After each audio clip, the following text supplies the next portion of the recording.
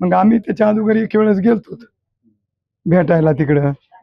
मग तिथं गेल्यावर ते म्हणलं जेवण कराय घरी नको, आपले पहिले बी माणसं, त्यांचे बी माणसं आणि आपले बी माणसं त्या खोली मालकाचे नको म्हणले. मग तुम्हाला एक दिवस मी माझ्यातर्फे जेव घालते. आणि तिथं गेल्याच्या नंतर एक माझ्या इनावळखीचा माणूस होता, कोण दष्टपुष्ट होता, कोण होता आणि काही मला माहिती नाही. सर तुम्ही मॅडमचे वडील का? म्हणलं हो. आणि मग काही लागलं तर मला सांगा. आता माझ्या मनात काही नाही.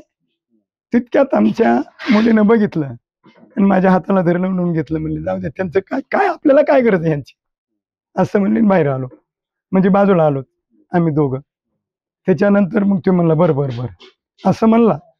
मग ती म्हणली, ते लांब गेल्याच्या नंतर म्हणली कुणाला बी असं बोलत जाऊ नका. ही लोक म्हणली काहीतरी असं माझ्यावर दबाव आणाय बघतात म्हणली, त्याच्यामुळे बोलत जाऊ नका. मी कशाला बोललो, पुन्हा नाही बोललो.